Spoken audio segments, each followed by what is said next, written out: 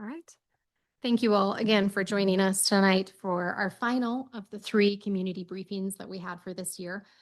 We had 2 previous, one on financials, why are they all escaping? Traffic and transportation.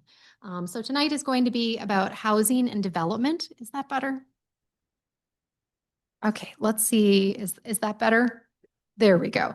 I'll just speak into the one. So again, thank you for coming to our community briefing. Tonight's presentation is about development. First, we'll have a brief presentation regarding the focus on development, and then we'll go through some of our economic vitality and housing programs.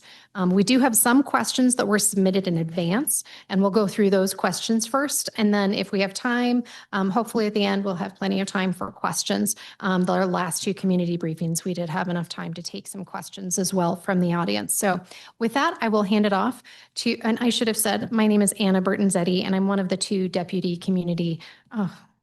city and county managers.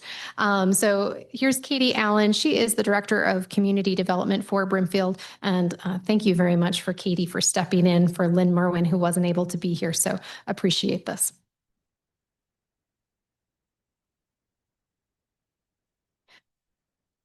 Thank you, Anna. Again, my name is Katie Allen. I'm the Director of Community Development. Lynn Merwin is our Planning Director, and she put together this presentation, and I hope I can do it justice by reviewing the slides for you in her absence. I'm also here tonight with my colleague, Robert Smith. He's the Brimfield's Director of Economic Vitality and Development, and he's here with his staff, which I will let him introduce when it's their turn.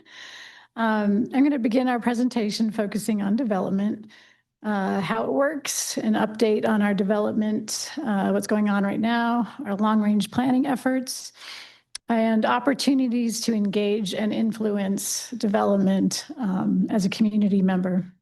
And then Robert will follow with an update on economic vitality and housing. Okay, so next slide, please. So how development works in Broomfield. So community development, our department is sort of has the primary responsibility for development in Broomfield. Much of the development will pass through one or more of our divisions within community development, and collectively we are responsible for the day-to-day development related efforts. So that's whether or not it's like an accessory dwelling unit that a homeowner wants to build, or it's a private developer proposing a large multi-use development. The community development team consists of mostly planners, engineers, project managers, inspectors, traffic engineers, and we all are working towards the same mission to make Broomfield a great place to live, work, and play. Our primary services are issuing permits for construction, both building and construction within our public right-of-ways, and making sure that all construction is meeting necessary standards. We provide current and long-range planning, including administering zoning regulations, and we also manage Broomfield's capital improvement program, and that is city-funded improvement projects around town. And lastly, we also have traffic engineering, which is always a great interest to community members. Next slide. So I talked on it briefly, but we have 5 key divisions. We have the building division, and that's where permits are issued for new buildings and remodels to ensure safety and compliance with the applicable building codes. We have our engineering division. They review permits and plans for traffic and roadways and other what we call horizontal infrastructure.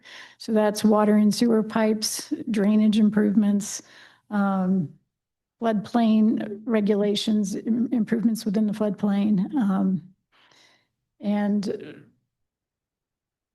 as well as traffic systems like traffic signals and all that. And they are making sure those are in compliance with our engineering standards and other regulatory standards.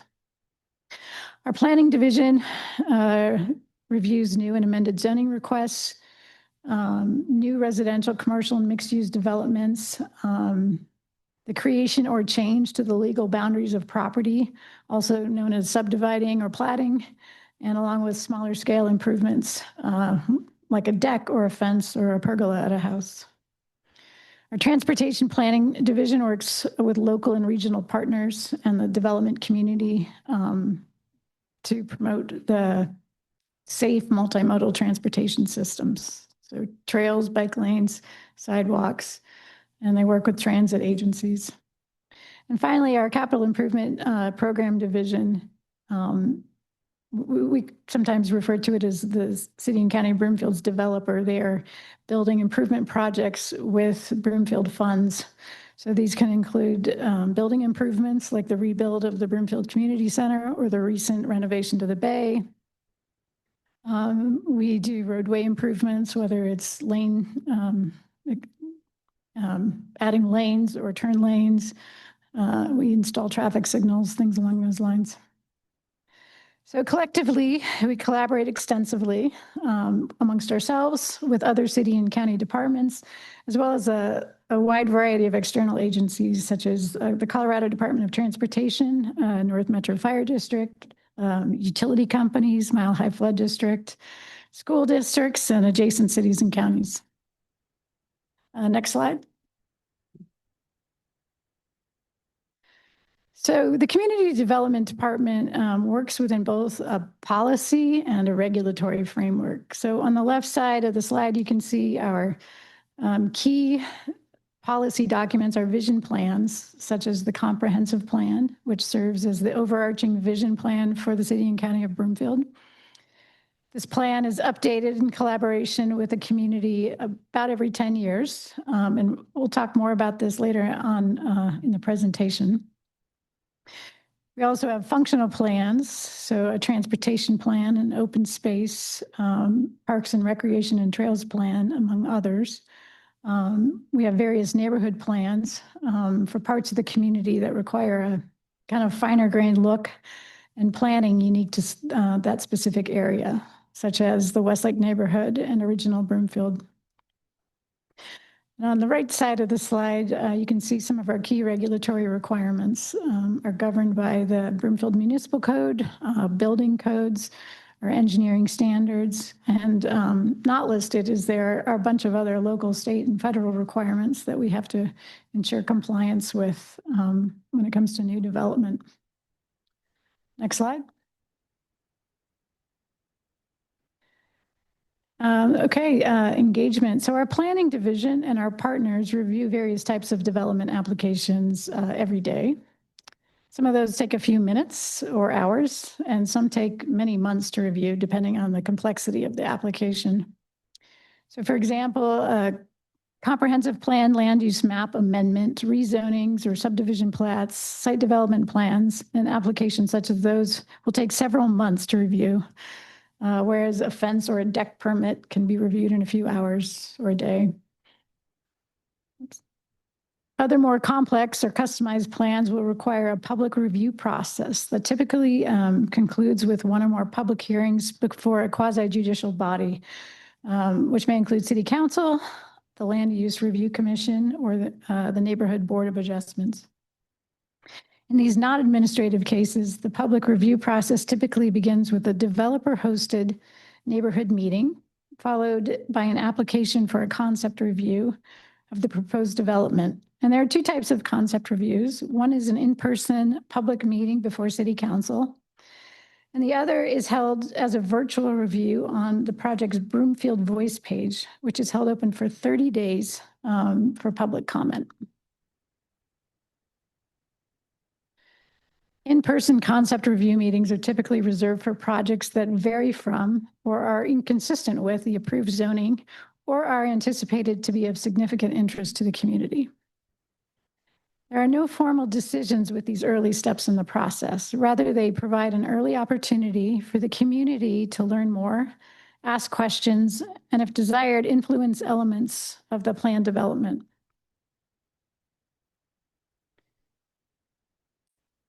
The development review state, sort of the green chevron right there, represents the first formal step in the process. When a formal development application is submitted, staff will prepare a summary of the project for the Broomfield Voice.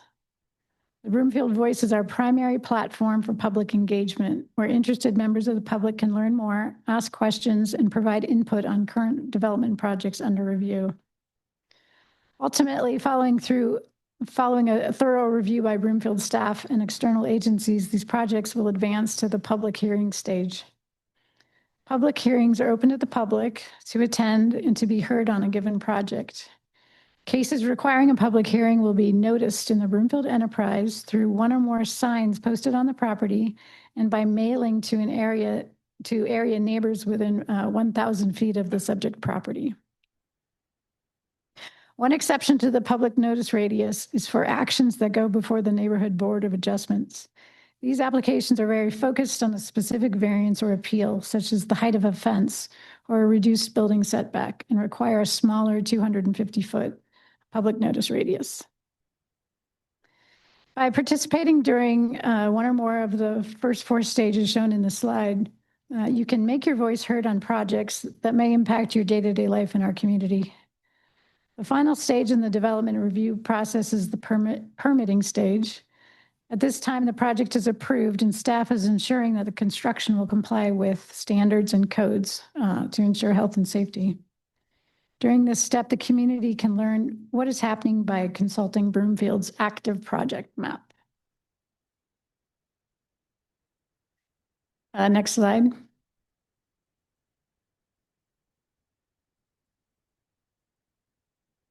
So if you would like to learn more, ask questions, and or provide comments, we invite you to attend a meeting or a public hearing.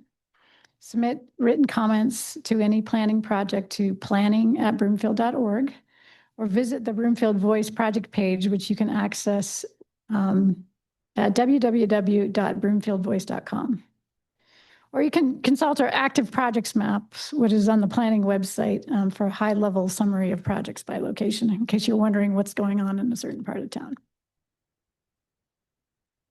Next slide.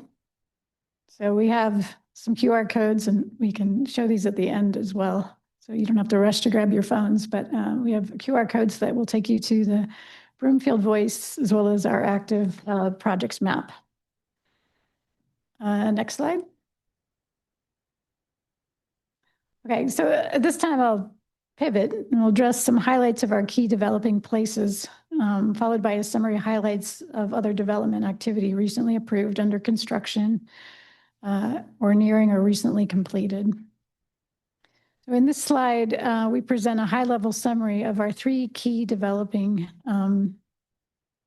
places. The Center Street District in the Baseline subdivision off of Colorado 7, the Broomfield Town Square, which is right behind me, the northeast of Main Street and 120th Avenue, and Flatiron Crossing, which is on the west end of town, just off of US 36.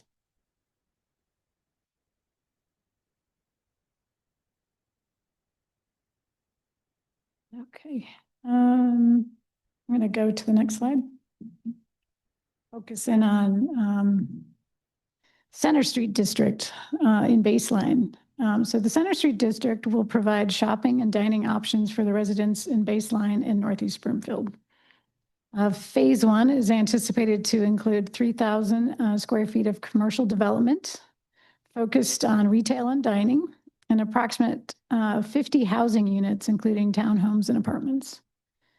Community and public amenities will include 170 acres of open lands, including plazas, gathering spaces, parks, trails, and native areas. Over time, the developer will also be providing space or funding for library services, a police annex, and a bus rapid transit stop along Colorado 7.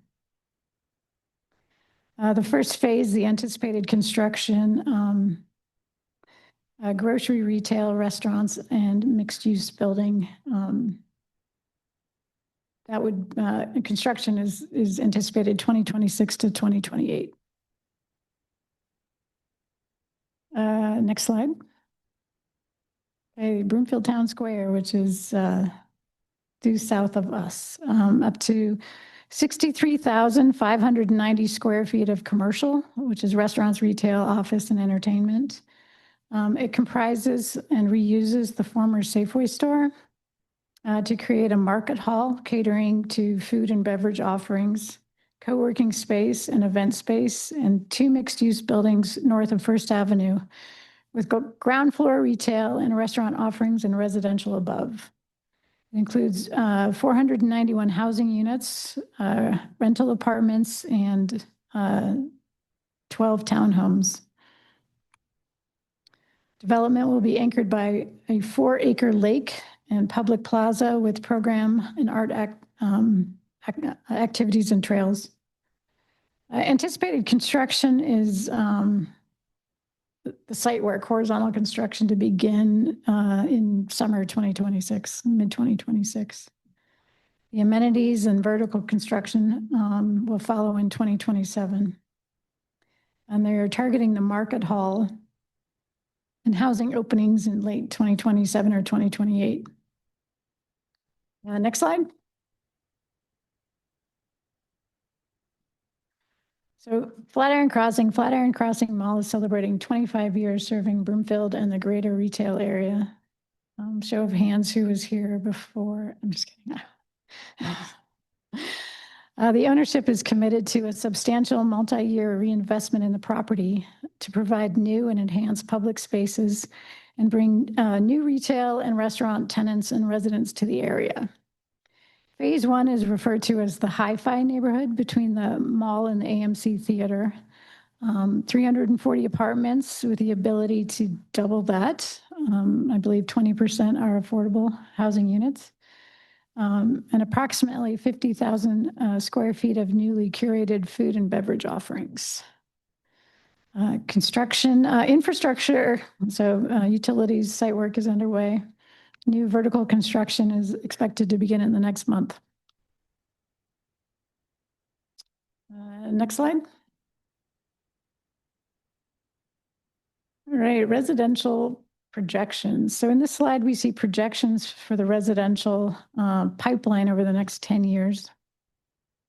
These are projections only and are based on approvals, current development review and process, and just our conversations with developers about their plans. In general, this shows that over the next 5 years, we anticipate approximately 5,000 new housing units to come online. Apartments are expected to continue to outpace other housing types. This is partly due to diminishing availability of land for development, and many of those locations being situated along key transportation or traffic corridors, such as US 36, Colorado 7, West 120th Avenue, and within our key developing places described earlier, which are ideal for higher density development. Next slide. Okay, so the slide, it shows the anticipated commercial and retail pipeline. In general, non-retail, commercial, or industrial will be stronger than retail, which reflects the ongoing shift in consumer shopping trends, which has seen a contraction in demand from pre-pandemic times and an evolving shift to retail services and experiences like dining and entertainment. Over the next 5 years, we're anticipating approximately 2.8 million square feet of retail commercial growth. So that's through 2030.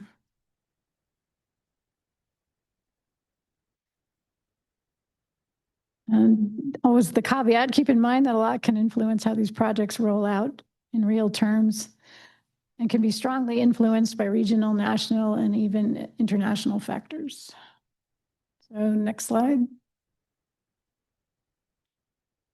So where are we today? Commercial. Recently approved commercial consists mostly of smaller standalone developments such as banks, daycares, fuel and convenience, with one potential new hotel south of Flatiron Crossing. We have seen close to 2 million of flex/innovation/life sciences development completed along the city, particularly along major roadway corridors in the vicinity of Rocky Mountain Metro Airport. Redevelopment and reuse has been fairly strong, particularly with regard to flex or light industrial development along Midway, reinvestment along 120th Avenue, and a potential hotel conversion to residential, proposed near the location of the new hotel south of Flatiron Crossing. Commercial development currently under review include a restaurant depot, Hyundai dealership, a mixed-use entertainment venue near 108th and Sims, and 3 different medical healthcare developments. Next slide. Looking at the residential landscape, we have 660 new apartments under construction in the Highlands neighborhood, a mix of 320 units under construction south of West 144th Ave in the Broadlands and in the Dillon Point subdivision. Approximately 470 units and partially under construction in the general vicinity around Interlaken.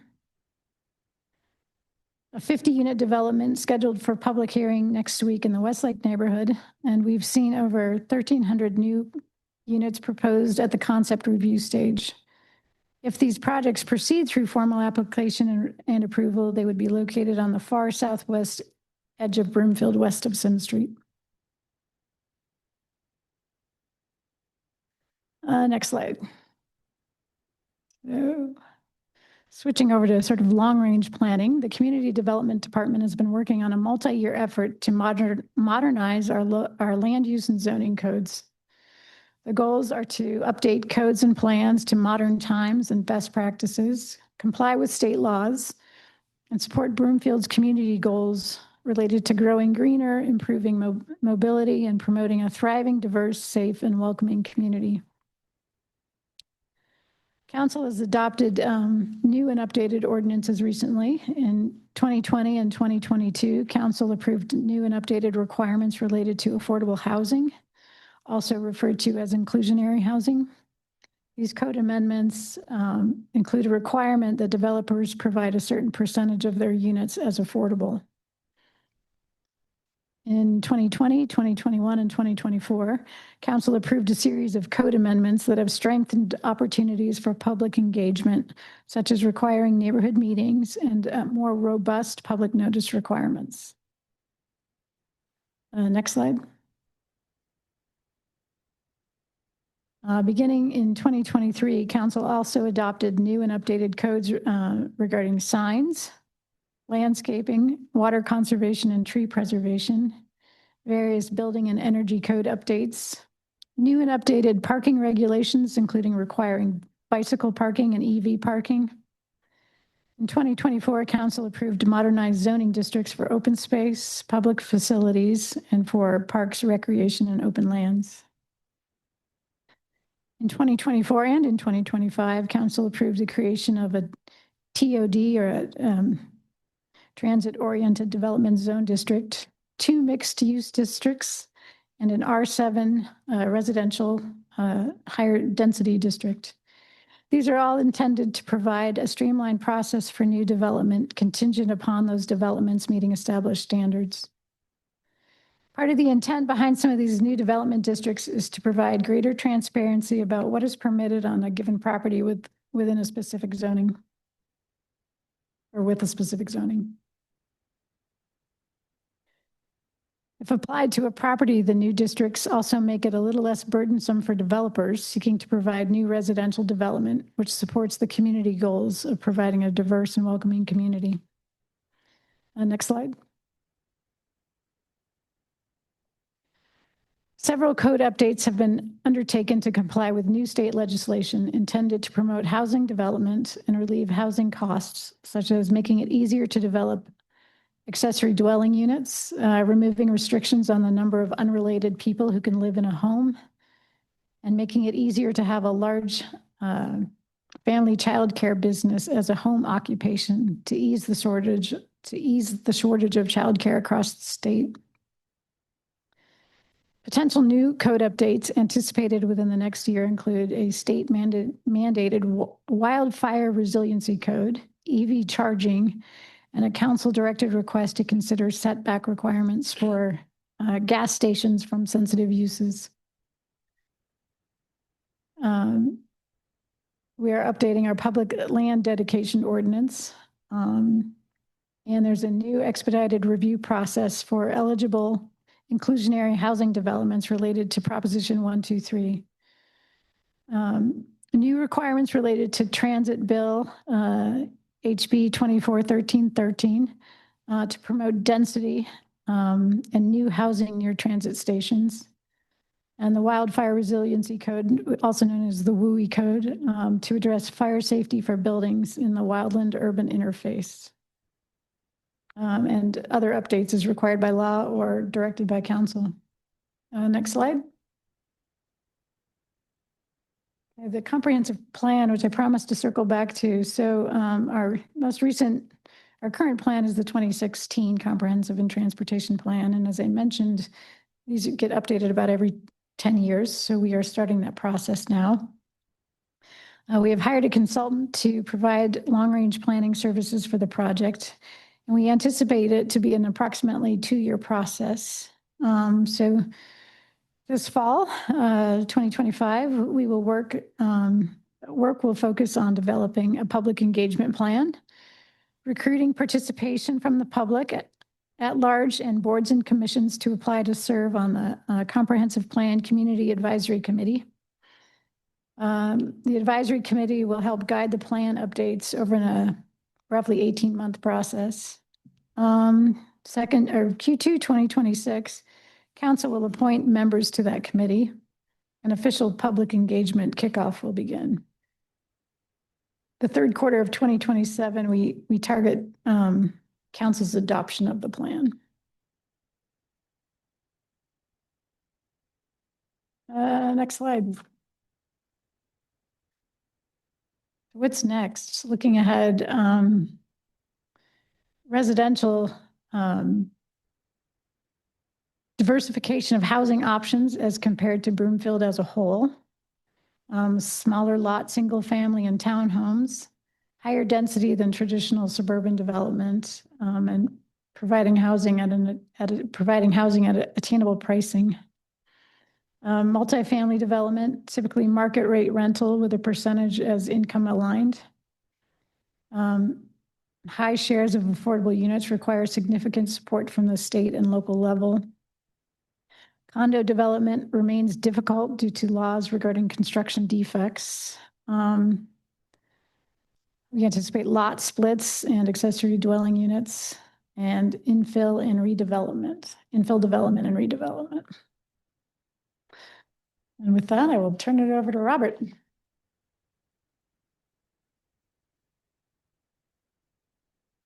Thank you very kindly. Appreciate that. It's always a challenge to follow Katie Allen because she's got all kinds of great information, a lot of dense slides in here with lots and lots of information. Again, when we get to the end of the presentation in here, we've got some questions that came in online and we'll answer some of those. And hopefully we'll have a little bit of time to chat with your questions in the room. This one's designed to get a little segue between what Katie said and the things that I'm going to talk about with economic vitality. So this, again, is a looking ahead based on what we just talked about over there. So in the, if you would change the slide, sorry. Change the slide real quick. We have renewed levels of developer interest. And of course, developer is just another name for a real estate investor. They tend to work 2 to 3 years out. And what the caveat is that developers are very interested in placing their capital and figuring out where those investments should be. But there's a lot of uncertainty in the macroeconomic environment. Things coming out of the Fed is difficult to predict what's going to happen 2 or 3 years from now. So there's a lot of capital sitting on the sidelines. So interest wants to do things, but also kind of hesitant and holding back on investing those dollars in there. So part of what we're working on is trying to make sure that they have those going in there. Market conditions are generally okay and somewhat improving. There's an anticipation for a falling interest rate, and that always provides an incentive to get developers to do debt financing because they can get a little cheaper rate. So that allows them to do a little bit more. So we're hopeful that that will bear out there. Economic vitality strategy work focus approach. We're centered on attracting and retaining high quality employers and talent. is one of the things that the Economic Vitality Department works with. We'll talk a little bit more about how that's structured in the next slide. But there's emphasis on strategic partnerships, targeted industry clusters. That means types of businesses, the types of industries that we're trying to attract here into the city and county of Broomfield. We've got we're aligning it with the infrastructure investment and the workforce development and land use planning for both the residential side and for the commercial side. Talking about Interlochen, one of the great assets for the city and county of Broomfield. It's a tremendous asset, and we very much appreciate having it here, but it's getting a little long in the tooth. It's been around for about 30 years or so. And so the ways in which we have to market that or work with marketing that are going to change over the course of time. A little earlier in the year, we got the AECOM study, which talked a lot about what's going on at Interlochen, and then we got our work cut out for us, trying to figure out what, how we position that correctly. One of the things that we know that we need to do is amenitize that development a little bit better. So it was a fantastic setup and marketing arrangement for the late 80s, early 90s. And now we're a little bit further along in the timeline. And so how we're going to market that will be different. Office is a little different than it has been. COVID pushed us into an interesting place where folks are working from home more so than they have been before. So that traditional office environment, well, more interesting demand over there. So we're going to work on figuring out that, reimagining those workspaces. Again, we put in parentheses because you're always doing that, constantly trying to reimagine what that office environment looks like. And then that hybrid offices workspace and employees returned. Many folks are on an average of 3 days a week in the office and 2 days from home. And so how does that affect what we're doing there in Interlochen? And then on the commercial side, a lot of interest in the flex and innovation space. We've had a lot of tenant interest with advanced manufacturing, and Mr. Jeff Schreier is going to tell you a little bit about some of the successes that we had there.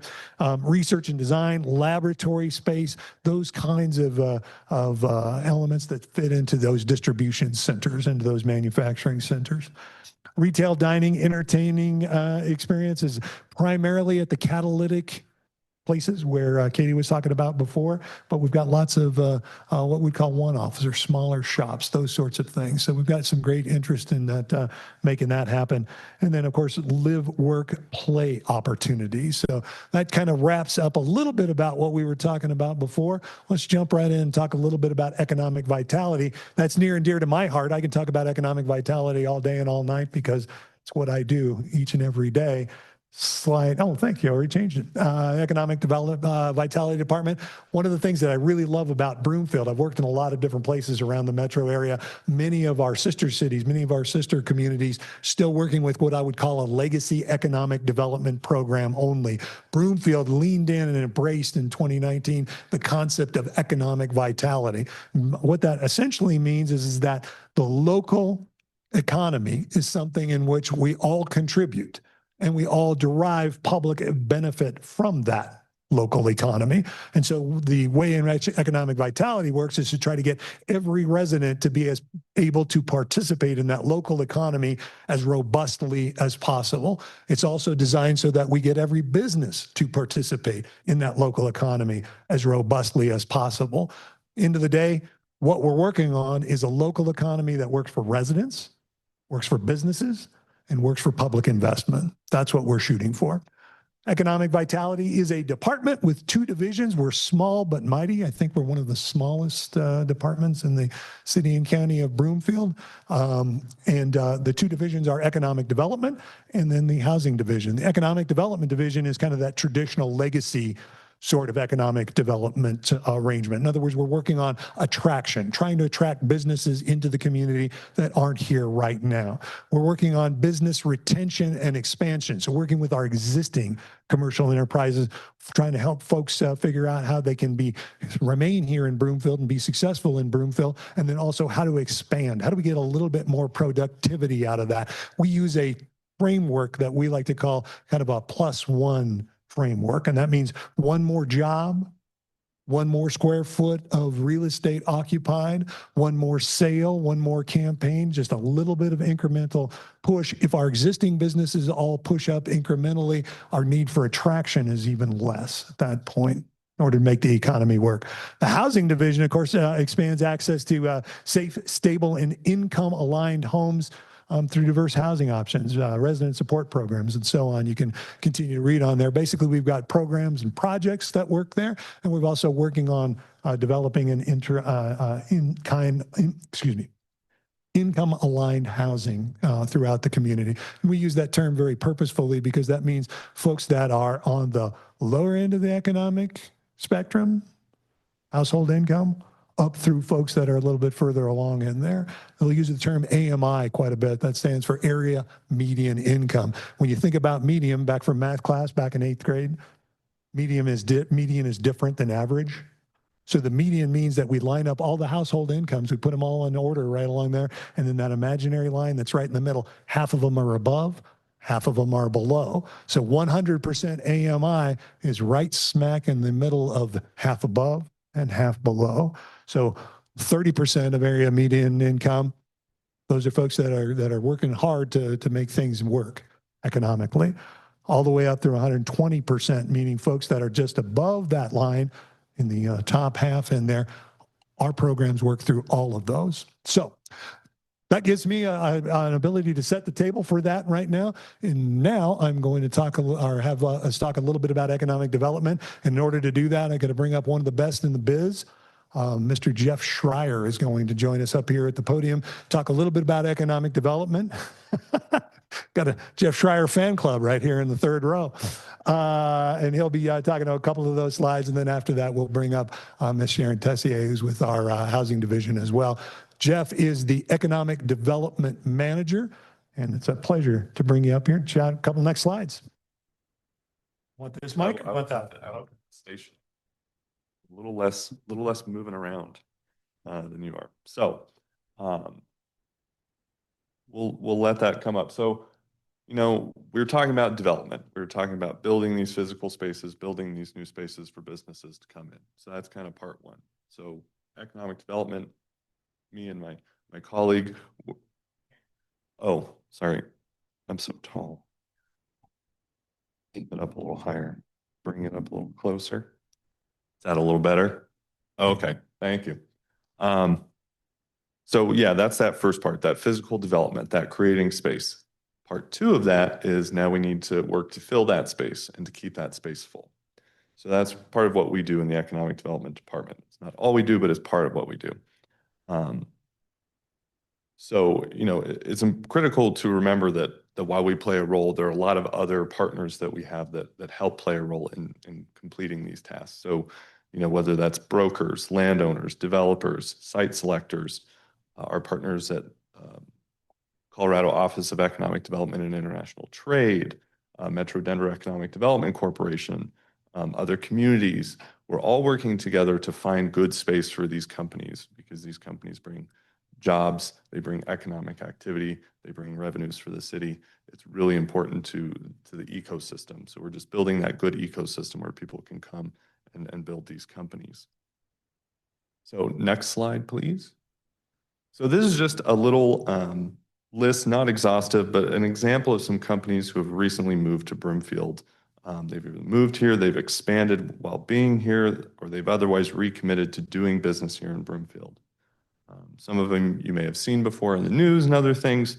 For instance, we have Peak Energy and Raven Space Systems. You know, those were ones where we worked with our partners at OEDIT and Metro Denver Economic Development Corporation through a competitive process. With these folks are looking at multiple states, multiple communities within each state, and we show them the best things about Broomfield, our workforce, our community, and different things to bring them in. And some of that does involve public investment at times to make sure that they can land here and grow here and add to our economy here.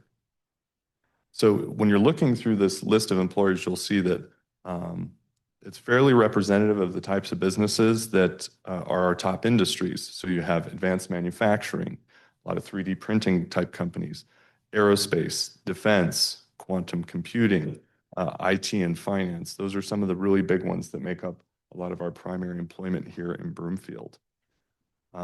You'll also notice that if you look at some of the sizes, we have 7,500 square feet, we've got 40,000 square feet, 20,000 square feet. That's kind of the sweet spot. Well, some communities around the country, they get those multiple 100,000 square foot types of developments and businesses. Really, our sweet spot here in Broomfield are those 5,000 to 40,000 square foot companies. A lot of them are startups.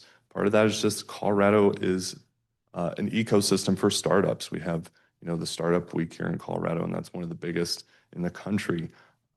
And our physical landscape, the things that we were developing that you saw in previous slides, they're just of a size and a makeup that really just make us a prime location for businesses that need this level of space and this level of amenities. Next slide, please. So in this slide, we're looking kind of at retail, restaurant spaces, food and beverage, all those different kinds of things. So, a growing retail and restaurant space is something that has been identified as a priority by residents in the community survey. So that's something that we're really trying to concentrate on lately and trying to draw new concepts into the community, make sure that we're supporting the concepts that are already here so that there's that really active kind of cultural space with a lot of these different things. We work with our different partners and businesses to ensure that we have the assets and programs needed to support attracting new retail and restaurants while retaining the core that we currently have. The list on this slide is illustrated of the level of new businesses coming to Broomfield based on that foundational work. So we'll continue to collaborate with partners, support their leasing efforts, utilize new and existing programs to continue building a wider base of retail, restaurants, and entertainment options for the community. We'll cover some of those on the last slide.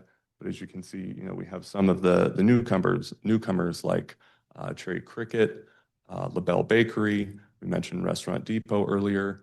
And then at Flatirons Crossing, there's been a lot of really great momentum there, either with reinvestment from companies that are reinvesting in their spaces. They have new retailers that are coming, and there will be some in the hi-fi and within the mall. So you're looking at folks like the Lego store, who Mike is very excited to see coming into town.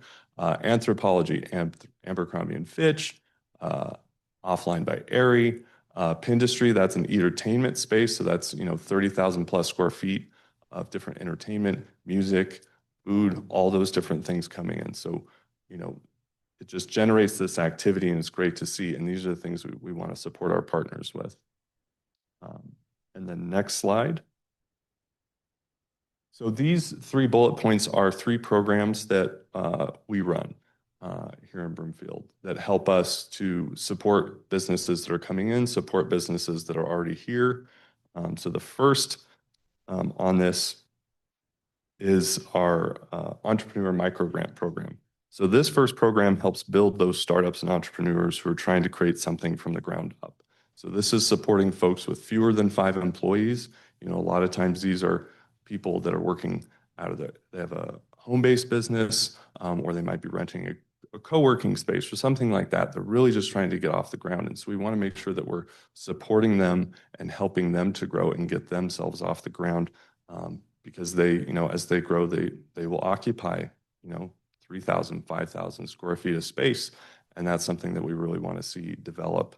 So we want to, develop those homegrown folks. Next is the Enhanced Broomfield program, and that supports our small business ecosystem.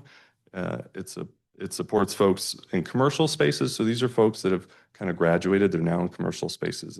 It's restaurants, it's manufacturers, it's all these different kinds of companies who are really looking to expand and reinvest in their business and have a larger reach and scope to their work. I put a success story in there. This is one of my favorites. It's one of the first ones that I did when I came to Broomfield and helped with this program in its current state. It's You Love Foods. They're a food manufacturer. They make allergen-free cookies and brownies and things. And they were looking for just a little bit of help to get that next step. And that next step turned into them being sold in somewhere around 114 King Soopers stores. And then I recently was just looking it up for my kids' class, and I can now find it at Target. So, they're expanding their reach and their ability to make more sales. And those are the sorts of things that we want to really support and make sure that these companies can expand and have a greater reach and be more successful. The last one right here is a brand new program We're just in the process of rolling it out. We've begun letting our partners know about this one, that we're deploying it in an effort to bring in new restaurants, new entertainment concepts, food and beverage concepts, all these different things. And so, council approved this. We've been moving it forward. We're looking at ways to help bring down their cost burdens on a monthly basis, so that those expenses that kind of come as they're working in those early years, and those costs come up, and they tend to cut things like marketing and cut labor and some of these other things. It's here to help reduce some of that burden, give some of that back, so that they can reinvest in those things and continue making it in those early years and really get well established, so that we can help build, again, a better ecosystem for all of these different things, so that we can just keep building on itself and expanding the number of options for the residents here in Broomfield. This isn't an exhaustive list of the programs and the education that we provide, but it does give a sense of what we do to help, again, build that ecosystem and make sure that everybody, all the businesses here in Broomfield, small, medium businesses and large businesses, feel supported, and they know that they can grow here and expand here and reinvest here. And with that, I think my slides are all done. Yeah, no, I can. So next we have Sharon Tessier, who is our housing policy manager. Got the wrong name there. And she'll be talking about some of the things that our wonderful housing team does.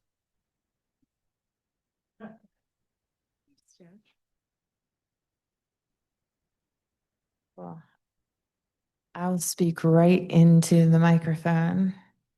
It's dangerous. Should I sing a little ditty? No. Thank you so much for being here tonight. My name is Sharon Tessier, and I am the housing policy. I used to be the housing programs manager, so, it's okay. And I want to just give a shout out to my coworker, Lisa, over here. She's like a rock star. We are partners in all things housing here at Broomfield. If you could move to the next slide, please.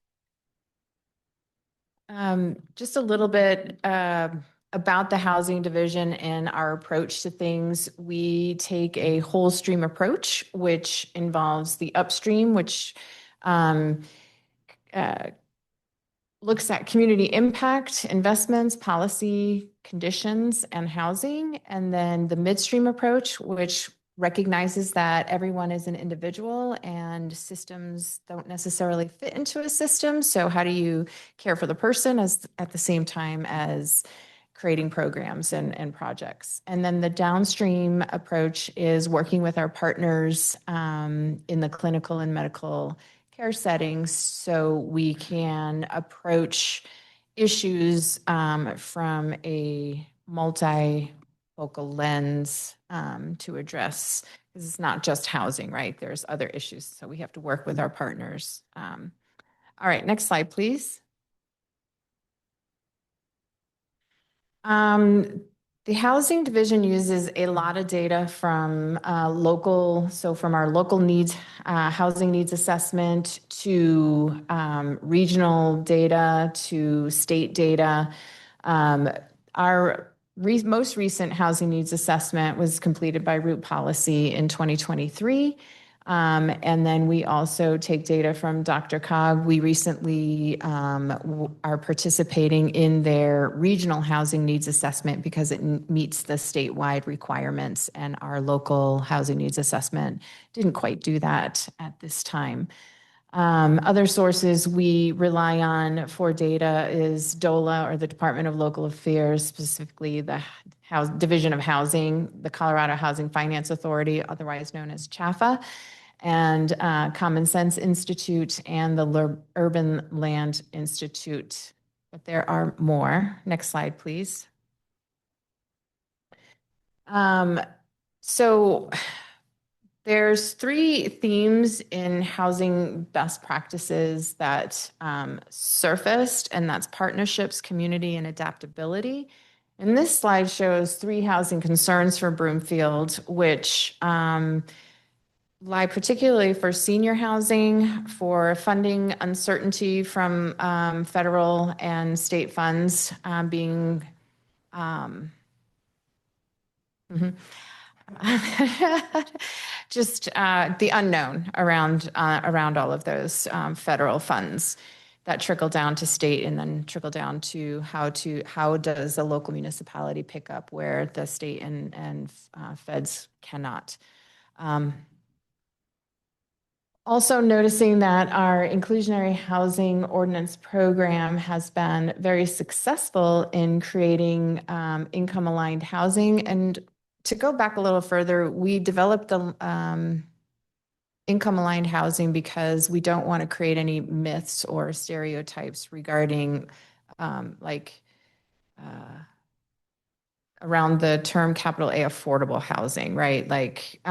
So we believe that we just need a variety of housing types to support a variety of incomes. And that is how Broomfield started and hopefully will continue to remain in that realm.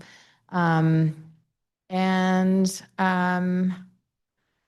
of the statistics that we have from CHAFA is that the median income right now in 2024, this is the most recent data. We don't have 2025 yet because we're not through the 2025 year yet. So in 2024, the median income for a two-person household in Broomfield is about $99,300.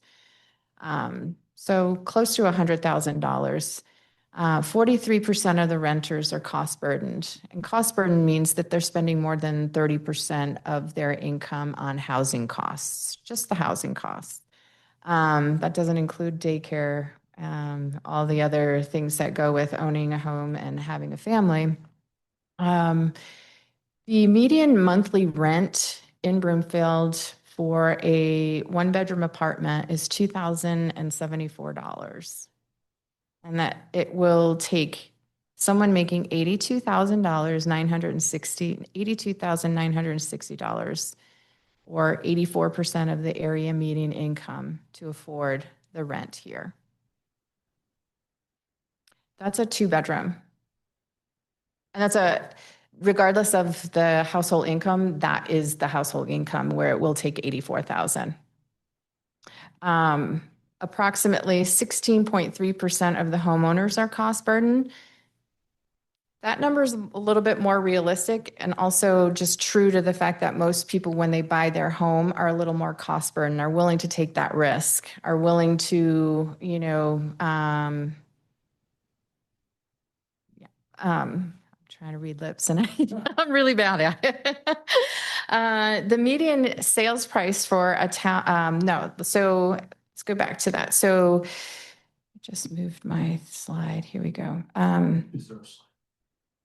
No, I don't have this in a slide. This is the information that I recently just got and wanted to provide. If you want it, we can provide it for you later for sure. The median sales price for a single family detached home is $692,000, which means that an income of $227,869 or 229% of the area median income is needed to afford a median price detached home. The median sales price for a townhome or a condo is $529,000. And an income of $174,206 or 175% of the area median income is needed to afford a median price townhome or condo. Next slide, please.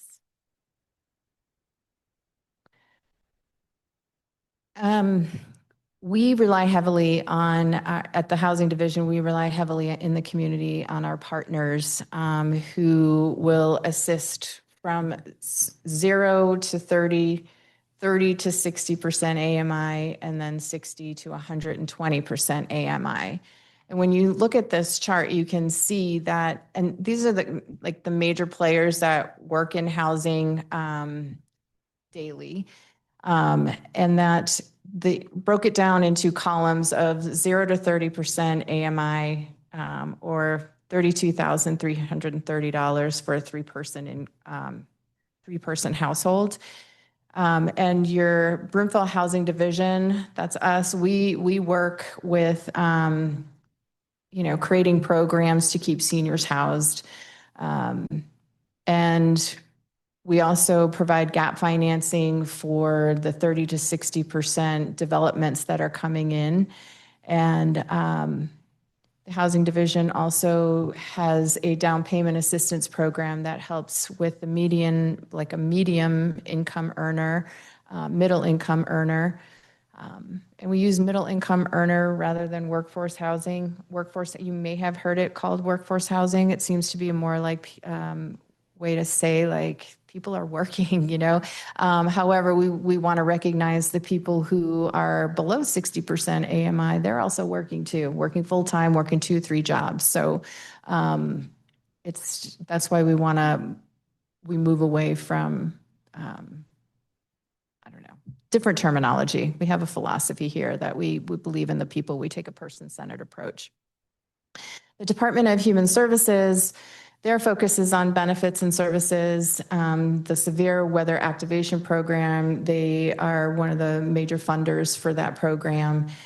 They also work with keeping seniors housed in also some rental assistance up to 30 to 60% AMI.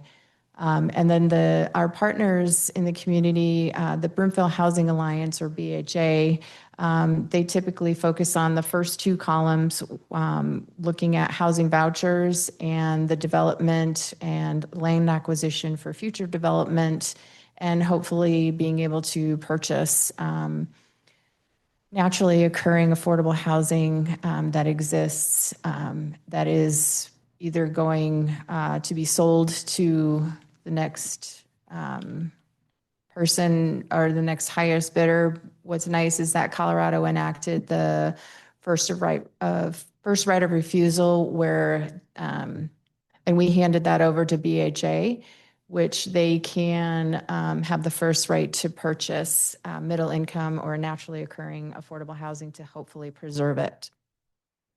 And then our nonprofits, faith-based communities, your Broomfield Fishes, Flatirons, Habitat for Humanity, Friends, many, many more, help with the 0 to 30 and the 30 to 60% AMI, focusing on rental assistance, food assistance, safe parking initiative for people experiencing homelessness, the Refuge, a day cafe for people experiencing homelessness.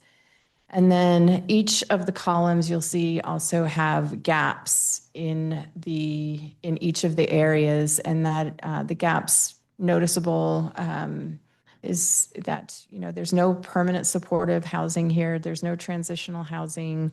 There is housing for seniors, but seniors are one of the fastest growing populations here in Broomfield. So we are trying to keep up with the needs for senior housing. And for sake of time, I'll just move to the next slide. These are some of the programs that we have. We basically have 4 different funding sources that help us supply and create these incredible 8 programs that keep people in their home. The home repair program and the Paint-A-Thon, specifically for homeowners that are at 80% or below of the area median income. The Paint-A-Thon is for seniors specifically, but the home repair is for anyone who owns their home, mobile home included. The tenant-based rental assistance program just recently expanded to include seniors, and currently we have 23 seniors on that temporary program. It's a 2-year program where they provide some rental subsidy, and we just secured a more permanent program for those seniors who are coming off of the temporary program. We've had partial property tax refunds, and those are for individuals that are 65 plus and at 60% AMI, or they're a veteran of any age or a person with documented 100% disability at any age. And we have provided, with all of our programs, over 1,500 homes have been served, double that in the amount of people who live in each of the homes. And then we set aside, our newest program is the Mobile Home Park Initiative, which is exclusive for mobile home residents who are experiencing different issues because they have almost like a different governmental entity, and we want to make sure that they're following the state housing laws and are not trying to take advantage or create any sort of fee structure that shouldn't be there. Next slide, please. The housing division is in the community at least 2 times per week, every week, whether it be in a pop-up or some of the events that the city and county of Broomfield have. We hosted 23 walk-in consultations at various buildings. So we are on the ground running. We have people in the community. We are trying to get the message out regarding all of our programs. And we found that the best way is to meet people where they're at in the community. As well as, of course, you know, being on all of the social media outlets and whatnot, but being out in the community, there's nothing quite like it. So our team's hard at work. Next slide, please. So this is the types of homes that the housing division really focuses on. Can I do? Is it working? I gotta turn. All right, it's turned on. So the low income housing tax credit, or the LIHTC, that's income aligned housing that is capital A affordable. Those are for multifamily developments that the city and county of Broomfield typically will support with gap financing. The typical gap finance request is anywhere between $1 million and $2 million, and we get that from the cash in lieu from the inclusionary housing ordinance. In the last few years, we've had over 200 units come between 2022 and 2024. And then we just broke ground on Harvest Hill over the summer, and about 2 weeks later, we broke ground with the Grove at Cottonwood, prioritizing people with intellectual and development disabilities. So by the end of 2027, we'll have about 451 LIHTC homes, between 30 and 60% of the AMI, and more on the way. And then you're on the other side, the left side, we have income aligned housing, which is the ordinance we put in place in 2020, where every developer coming in sets aside about 20% of multifamily units and going between 60 to 80% AMI. And then we also have for sale units where 12% of those for sale units are at 80 to 100% AMI. And with that, we also have an option where they can pay cash in lieu instead of building the developments. And over the years, we really ramped up. We wanted the units built. We know we need middle income housing. We need housing for folks that are below 60% AMI. And we just really wanted to get those units because we have an 1,800 unit gap in that. And so over the past few years, you see that we have 76 for sale homes in townhomes across Broomfield, and 331 for rent between 60 and 80% AMI. So within the last 4 or 5 years and the next 2 years combined, we have kind of caught up a lot with our neighbors and have a very robust income aligned housing stock. Are we ever going to complete that gap? The answer is probably not, but we're doing everything possible, working with our partners to ensure that we are collectively hitting as many, casting a wider net, so we're able to hit all those 3 columns from the last slide. That and so next slide. I did mention we have 4 types of funding that we utilize. 2 of them are federal funds, which is the community development block grants. And then we have the home funds, which is another type of block grant that we get from HUD. And then we also have a state funding from Prop 123, where we're utilizing those funds to assist with our down payment assistance program.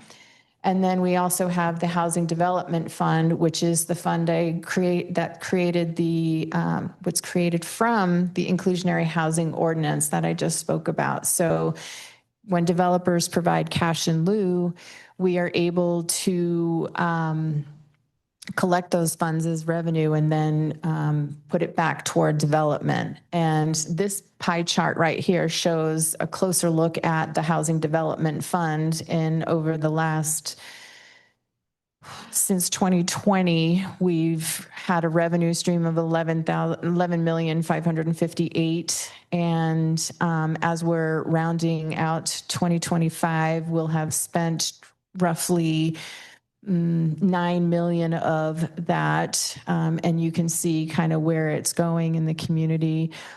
We are the one main investor for our Independent Housing Authority, which is BHA. We've helped finance Northwest Apartments, which is a 50 unit apartment complex, and Ulysses Harvest Hill, that is 152 units coming close, like by the end of next year, they'll be open, and they average a 60% AMI for people to 60% AMI and below. And then we are able to run some of our programs, the Mobile Home Park Initiative, the Senior Sunshine Home Share, which is a really great program that senior homeowners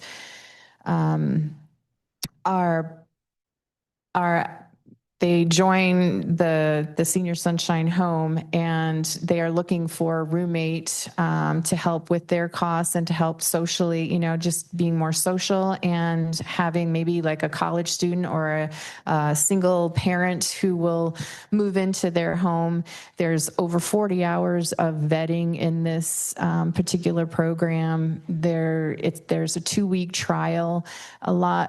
They've been able to partner 7 senior homeowners with 7 other residents that will, just ease the burden. And the idea is that the person who runs the home is also paying below market rate, and then it allows the seniors to be able to pay for their increasing property taxes or, other costs of living. So we have some really, really great programs.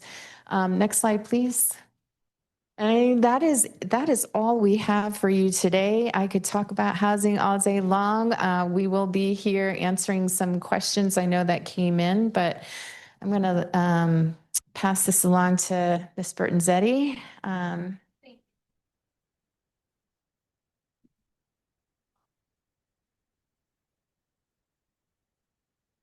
All right. Thank you. So we're going to go through some of the questions that came in online, and I'll have to have you guys come up and take these individually. Let's see. The first one was, if the property tax on residential units and apartments did not support the burden on the community, according to the mayor, why are we pushing for so much more housing in residential units when we do not have the infrastructure to support it, like police, roads, traffic control, and schools? At what point will enough be enough in terms of residential?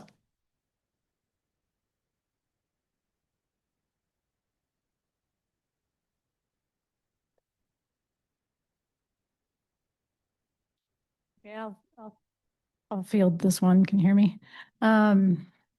So the majority of residential development, the vast majority that you see being constructed around town, is driven by private investment.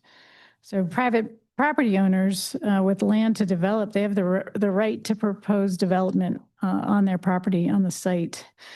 Our department works with these property owners or their agents to ensure their proposals comply with Broomfield's land use, zoning, engineering, and building code requirements. And our comp plan, as we talked about, is Broomfield's overarching guiding policy document regarding land use. So that new development is expected to be consistent with the vision set forth in the comp plan. And if changes to the comp plan land use map are desired by a developer, which does happen, the developer must formally request an amendment through the public hearing process. And that decision to approve the amendment or not ultimately lies with Broomfield City Council. And so their review is based on the case presented at the hearing and any public input received on the proposal. They weigh in all the benefits and considerations with that proposal.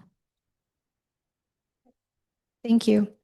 Let's see. Question 2 was, how's the downtown community project going? I think this is for you as well, Katie.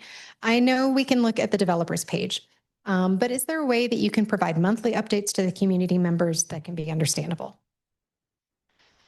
Well, so that's kind of hard for us to do that because the timing of their timing is really their timing. And we aren't kept apprised regularly if their schedule shifts. So it's hard for us to maintain their communications. But at this time, and I think it was on our slide, we understand that the developer is working on their construction plans right now to submit in early 2026. That construction plan review time is about 6 months. And they are planning to be starting horizontal, the site work, construction, and utilities mid to late summer 2026. And I'll also add, we are expecting the Broomfield Town Square to come to council September 23rd for an update. They come about twice a year. Most of the major developers do. McWinney for Baseline, Broomfield Town Square, and then also Flatiron Crossing. Those developers do come to the city council meeting about 2 to 3 times a year to provide updates. Thanks, Katie. Next question is probably for Sharon. Will Broomfield residents have priority in living at the Grove? And for those, while you get up there, I'll say the Grove at Cottonwood is a low-income tax credit project that is Broomfield Housing Alliance's new project. Yeah, so we got this answer straight from the Broomfield Housing Alliance. And because it is the low-income housing tax credit for a neurodiverse community prioritizing housing for individuals with intellectual and developmental disabilities, co-developed by the Broomfield Housing Alliance and Blue Line Development, the Grove must comply with federal fair housing laws, including the Fair Housing Act, the Americans with Disabilities Act, and the Section 504 of the Rehabilitation Act.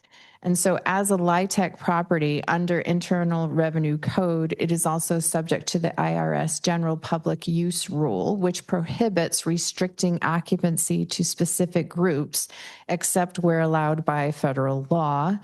For example, senior housing. This means that the Grove cannot limit residency to Broomfield residents. Leasing must remain open to all qualified applicants, and anyone with interest in residing at the Grove are encouraged to join the Grove interest list at www.grove@cottonwood.org. Thank you. And let's see, the next one we actually had answered by our water resources superintendent. So I'll take the question and the answer. It was, where do you expect to get water for new development since we are having drought conditions, and how long do you expect the supply to last? And from Mark Laurie, our superintendent, said, fortunately, Broomfield has sufficient water to meet future projected growth. Broomfield has 4 main water sources. We have Colorado Big Thompson, Windy Gap, Chimney Hollow, Denver Water, as well as shares in FRICO, which is Farmers Reservoir and Irrigation Company. So we expect those sources to provide sufficient water for Broomfield's growth through at least 2050. And in terms of drought conditions, I think he added a little bit here. Brimfield will rely more heavily on the water stored in Chimney Hollow, and in some cases, City Council may implement temporary water use restrictions, especially with lawn watering irrigation. So next question was, and I think probably Katie is taking this one, what plans exist for senior housing and what projects are in any phase of actual development?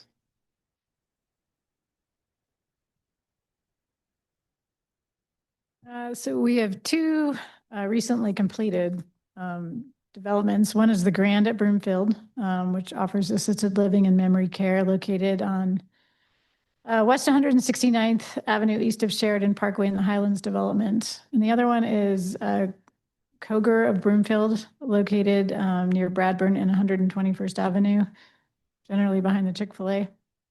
And Koger is also listed as providing assisted living. The Broomfield Town Square development will have approximately 137 senior independent living apartments once constructed and open. Great, thank you. Let's see. This one is a little longer, so bear with me. It feels like there are a high number of employees working in Brimfield who live outside of Brimfield. I've heard figures ranging from 69 to 88%. Anecdotally, I hear that the number one reason is the high cost of housing. Can you speak to any recent information about why people choose not to call Brimfield home?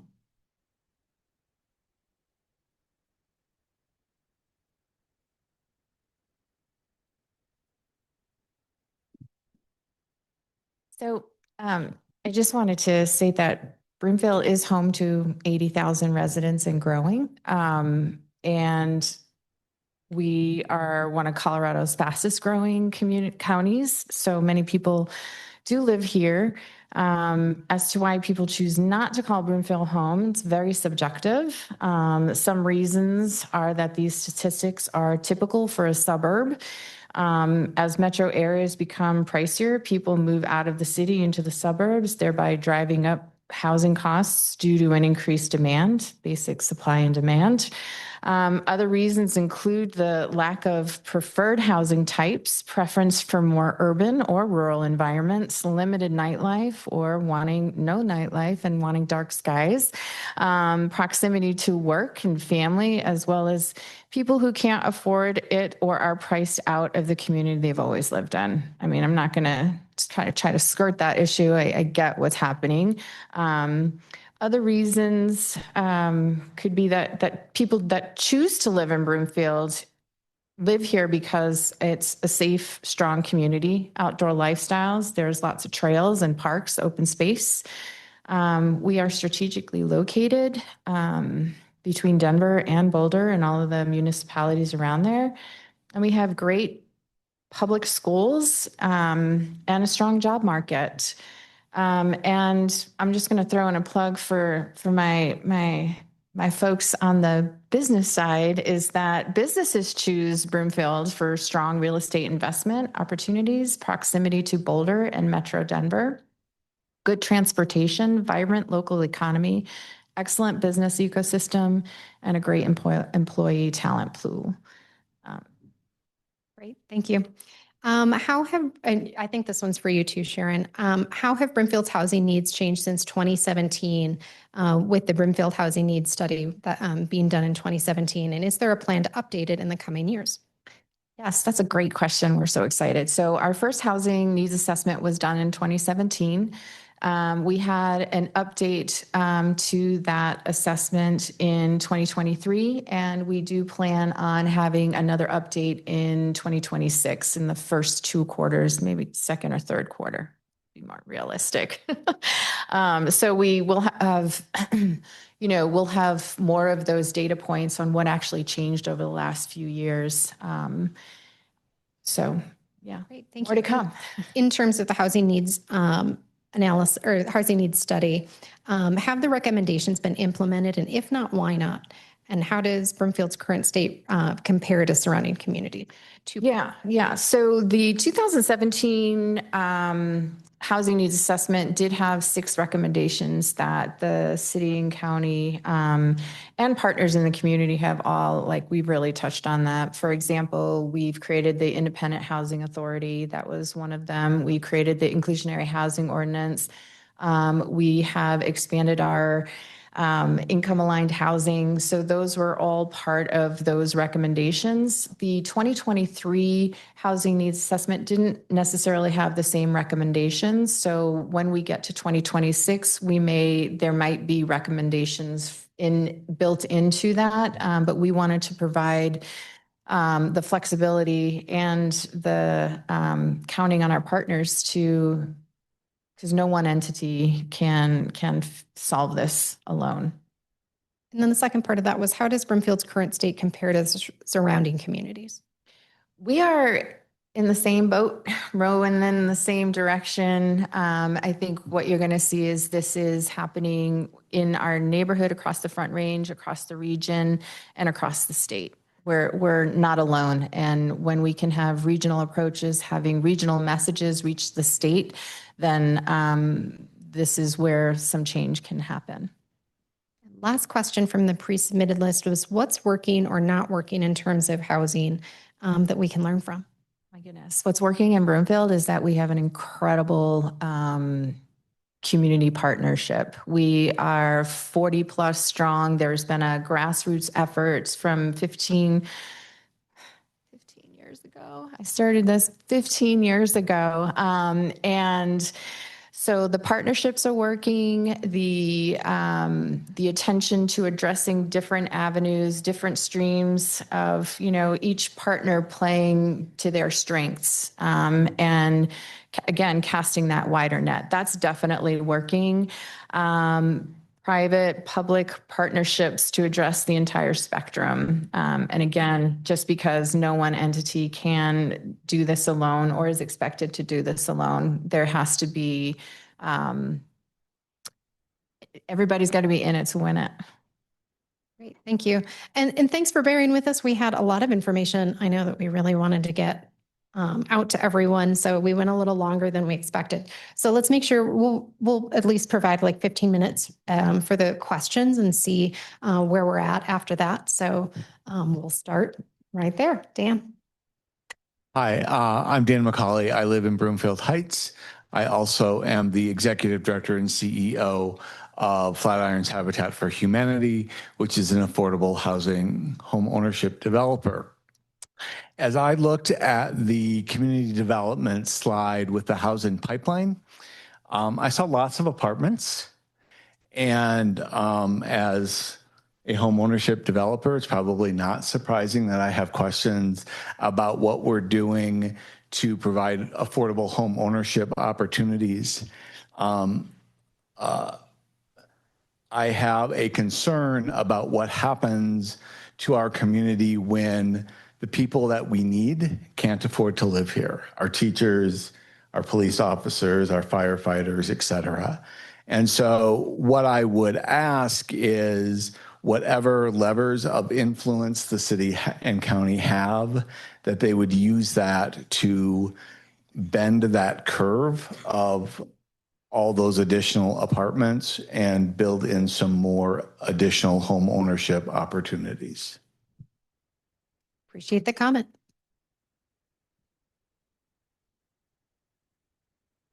Next question.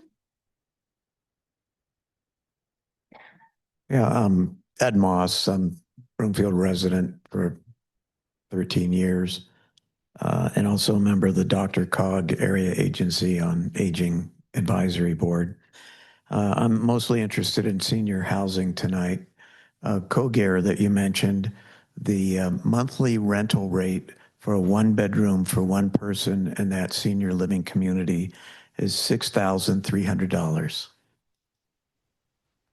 Not exactly affordable. Does Broomfield have any ordinances that support senior housing, such as no step entries, first floor master bedrooms, and doorways wide enough to accommodate wheelchairs and walkers? Is there anything in the development standards that require that in any development other than perhaps a senior development? So not a building official. So I'll say that to start. No, just enough to be able to step in to answer that there are building code requirements in terms of meeting ADA accessibility for multifamily developments. And so you'll see some requirements in terms of percentage of the units that need to be ensured to be accessible. In terms of having visitable units or having developers include ranch style homes or primary bedrooms on the first floor.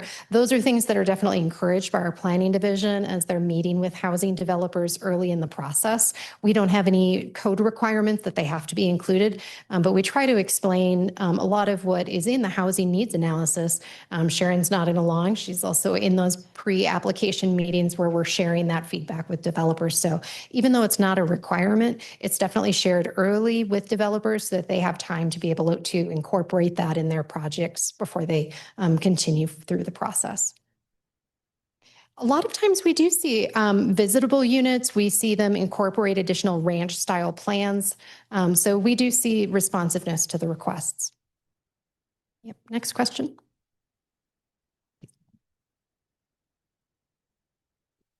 Thanks. Question, when you put up the new businesses that came to Broomfield, you put up the square footage that they are taking. Did you have any idea how many jobs they will create?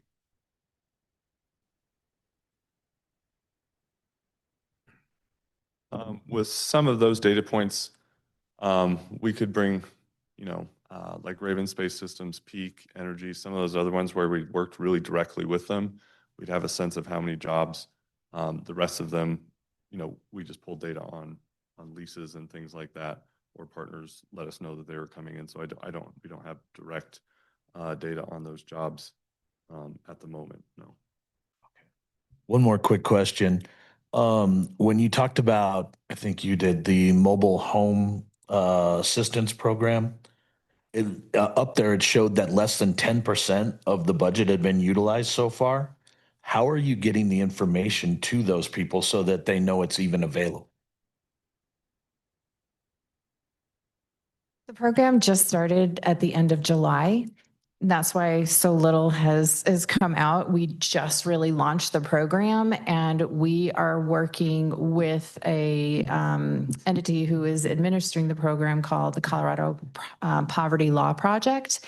And we are we have a large network of folks, and so we're getting the words out that way. And we are working with local schools who will host a meeting for Colorado Poverty Law Project to be there to answer questions and concerns that mobile home park residents have. And we will market that and put it all on our social media outlets to make sure people are aware of that.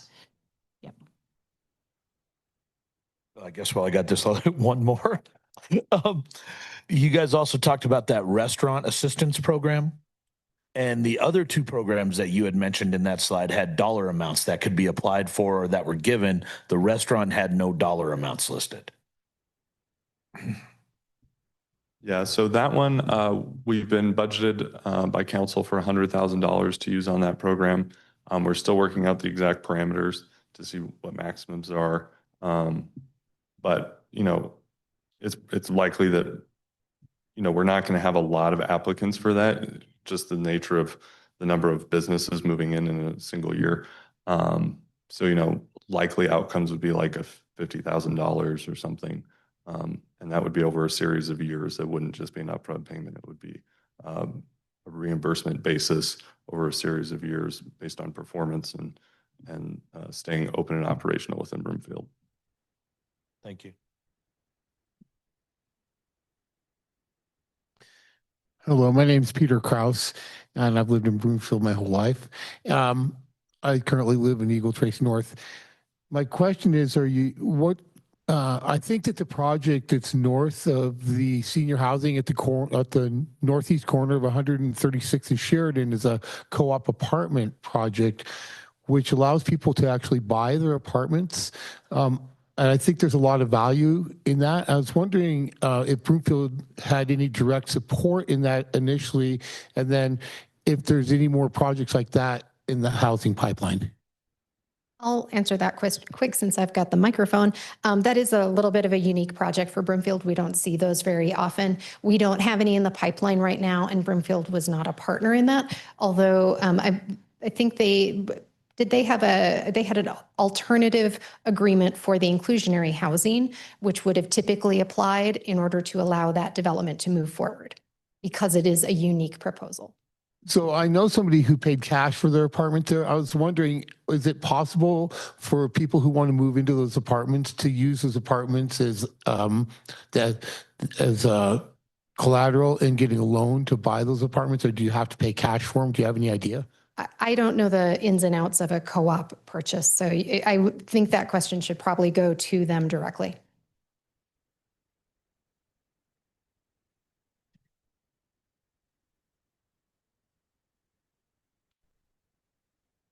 Thank you. Hi, I'm Joe Clark. I'm also a Broomfield resident. My question is about time to permit for affordable projects in the city. What is the average timeline right now? And I saw in one of the slides, council's anticipating reworking that a bit to remain eligible for the Prop 123 grants. Can you speak to that a little as well? Katie and I were looking at each other. It's so variable. It's really hard to say what a typical project is, because some of our projects are 8 units, some of them are 350.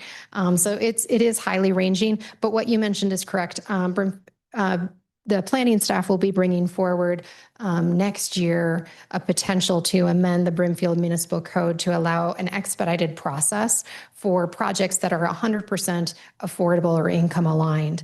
And so that would be through a public hearing process, and they'll be taking public comment on that proposal. And that would be to comply with the requirements of Prop 123, which requires an administrative process in order to comply with those requirements, which would be expedited in our case.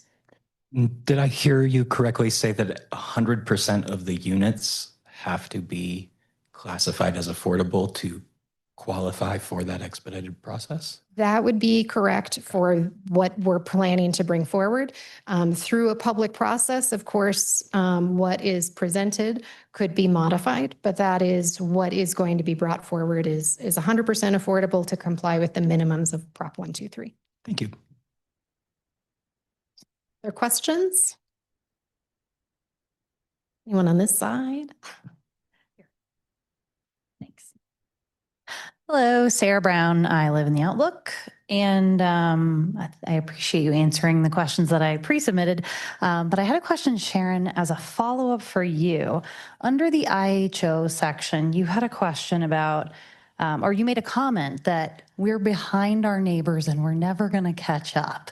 And I kind of like wrote that and started. I was wondering if you could just give a little more clarity to where, if it's the numbers of units or the type of units, or just be more specific. Yeah, and I don't believe I said we're behind our neighbors. We are with our neighbors in every neighborhood. We are always like, will the problem be solved? Will the gap ever be reached? And the answer is most likely no, the gap will not always be reached. So that's kind of where I was going with that. The gap may lessen, and then if more people move in, it might widen. So it is fluid as much as people moving in and out of Broomfield or what their needs are. So I apologize if I said something that made you think it was, we are behind our neighbors. No, we are catching up to our neighbors who have had the inclusionary housing ordinance maybe for many more years than we have. And so that's kind of maybe where I was going, like, oh, we for as short of a time as we've been in expanding our housing opportunities, we have done a yeoman's job in the last 5 years compared to like 20 or so years some of our neighbors have with their housing authority and movement in the housing realm. Does that help clarify? Definitely. Thank you. And my question was previously was about how do we compare to our surrounding community? So just really trying to understand how we're situated and work with them. So It's statewide, yes. Any other questions? Can you speak to how many cities and counties have the program? Because you said we're behind, but weren't we formed in 2002? So how many others have them? So I don't know the answer to that question, how many municipalities, because it's not necessarily county, it could be municipality. So any city could have these inclusionary housing ordinances. Across the Front Range, yes, we became a county in 2000. When that's kind of what I mean. We're kind of a later county. So some of the things that other municipalities had, for example, like the housing vouchers, we became a county after they stopped providing housing vouchers. The feds did. So we're always going to be catching up there, getting as many housing vouchers. But I across the state, I don't know how many municipalities have IHOs.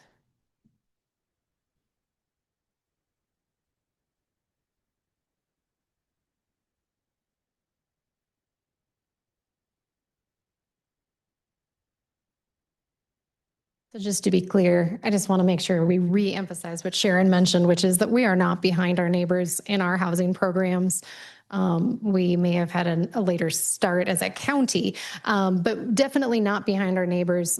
You can see our housing team has a number of programs that they're administering, and the Community Development Department has a number of projects moving through. The IHO has been very successful for Brimfield in terms of the number of units that have been brought on board, incorporated directly into market rate projects. So, and I almost said apartments, but really it's apartments as well as condominiums, as well as the townhomes and the for sale units. So any new residential developments have to comply with the IHO. So we've seen those across the spectrum. So we've seen a lot of really great development in terms of being able to meet some of those needs that were addressed or identified in the housing needs analysis. If there's no other questions, we'll conclude today's briefing, but again, appreciate everyone attending and submitting the questions and participating this evening. We'll have the slides available online as well as the recording, and happy to have you reach out if you think of any questions later. So thank you again. Good evening.